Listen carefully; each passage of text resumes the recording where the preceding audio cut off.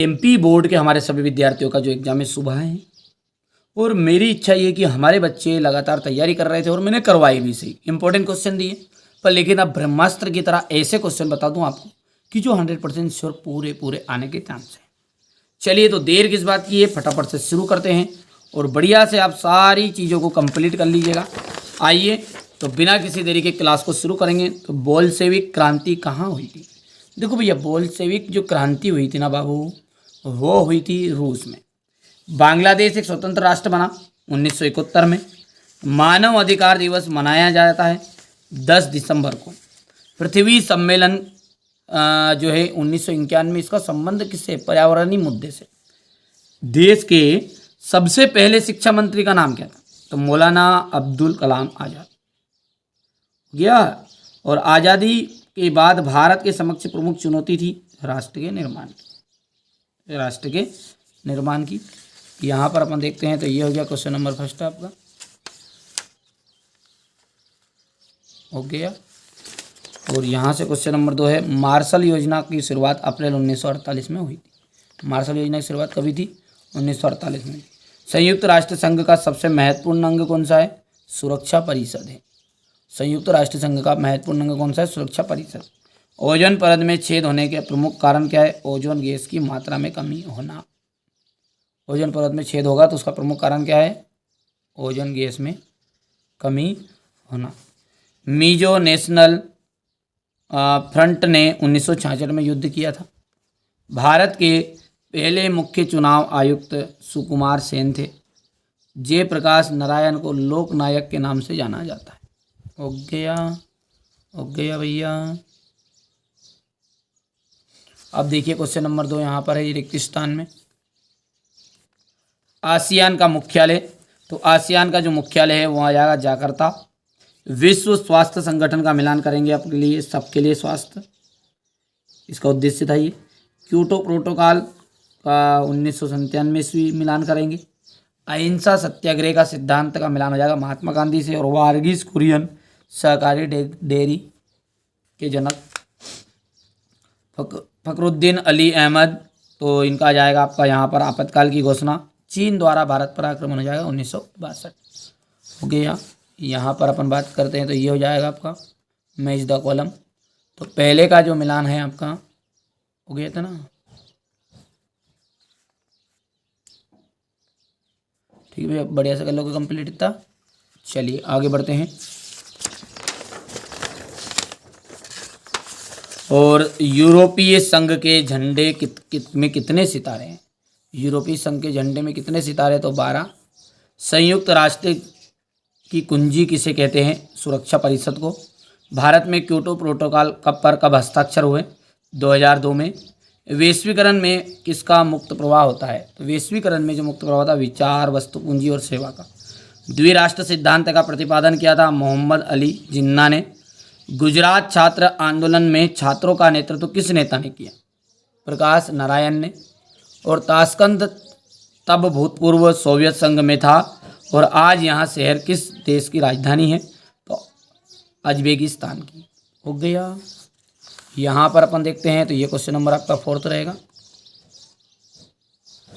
सत्य असत्य की बात करें तो बर्लिन की जो दीवारों का गिरना शीत युद्ध का अंत था।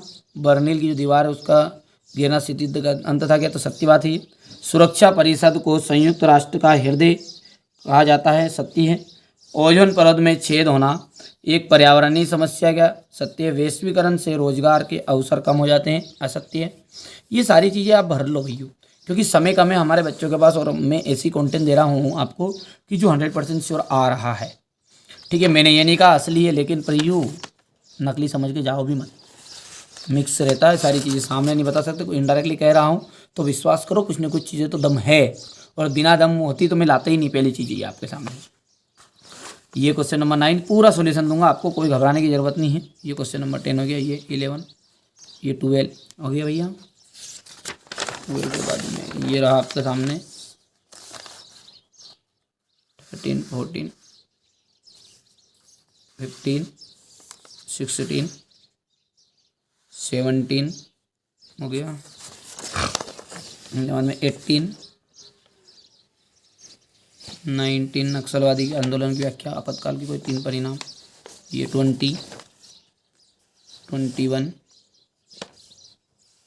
22, 23 हो गया भैया। तो ये मैंने आपको पूरा क्वेश्चन पेपर बता दिया। चलिए सॉल्यूशन पर आगे बढ़ते हैं। चलिए तो अब अपन पूरा सॉल्यूशन को एक साथ देख लेते हैं। द्विध्रुविता का क्या अर्थ है, और नीचे इंग्लिश मीडियम वाले बच्चों का रहेगा ये शॉक थेरेपी क्या है, क्योंकि अब समय कम है तो आप डायरेक्टली स्क्रीनशॉट लीजिए ताकि आप कम समय में अच्छे से तैयारी कर सके। ये क्वेश्चन नंबर 7 हो गया है। सुरक्षा की पारंपरिक धारणा का क्या अर्थ है, यहाँ से इसका अथवा हो गया ये। इसके बाद में ग्लोबल वार्मिंग किसे कहते हैं, व्हाट इज ग्लोबल वार्मिंग, ठीक है। प्राकृतिक संसाधन किसे कहते हैं, ठीक है भैया। इसके बाद में आपका हो जाएगा क्वेश्चन नंबर 9। ये क्वेश्चन नंबर 9 का जो अथवा है वो कह रहा है कि भूमंडलीकरण की कोई 2 विशेषताएं बताओ। सबसे सिंपल से सिंपल लैंग्वेज में बता रहा हूं मैं, ठीक है भैया। सरल सरल कर करके लिखे, पढ़ोगे जिसमें याद हो जाएगा, करके चले जाना। अभी तक नहीं पढ़ा तो बाद में मत रोना कि नहीं पेपर में आया, बताया ही नहीं हमको भैया कि जो जो आ रहे थे, ठीक है। तो बता दिया हमने, तब करो नहीं करो तुम्हारी मर्जी। प्रथम पंचवर्षीय योजना आ रहा है सुबह, प्रथम पंचवर्षीय योजना की 2 विशेषताएं, ये आज की बात कर रहे दादा। ये क्वेश्चन नंबर 11 हो गया। इसके बाद में हरित क्रांति किसे कहते हैं, क्वेश्चन नंबर 12। यहां से आया राम गया राम जुमले को किसने किससे जोड़ा, गया। लोकतंत्र का क्या से, क्वेश्चन नंबर 13 हो गया। इसी के अथवा वाला देख लीजिए। ऑपरेशन ब्लू स्टार क्या था, क्वेश्चन नंबर 14 हो गया। यहां से अपन क्वेश्चन नंबर 14 का अथवा ये। क्वेश्चन 15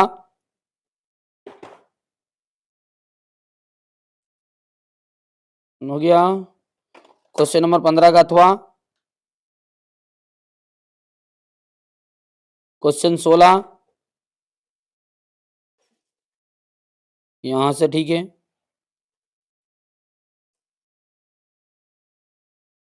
शॉक थेरेपी के कोई 3 परिणाम, क्वेश्चन नंबर 17 यहां से आप देख सकते हैं,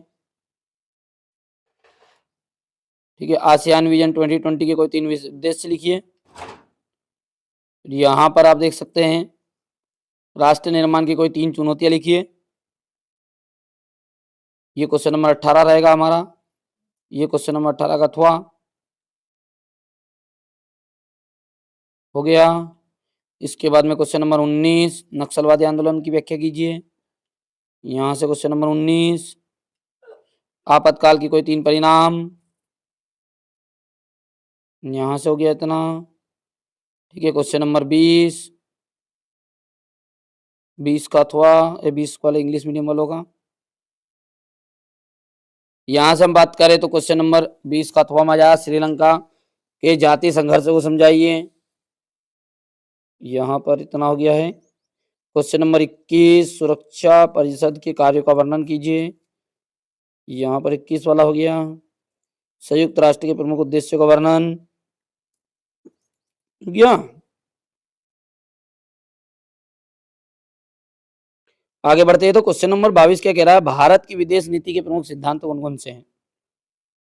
क्योंकि इंग्लिश मीडियम वाले बच्चों का भी है साथ में, तो इसलिए थोड़ा सा कम समय लेकर मैं आपका समय ज़्यादा बर्बाद नहीं करना चाहता। ये हो गया इंग्लिश मीडियम वाले बच्चों के लिए। अब अगला देखिए, गोवा का भारतीय संघ विलय लिखिए। सिक्किम के विलय को समझाना है।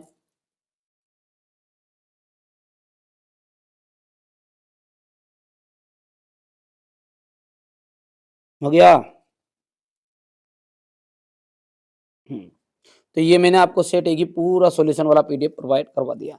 चलिए तो पहली बार आप चैनल पर सब्सक्राइब जरूर कर लीजिएगा।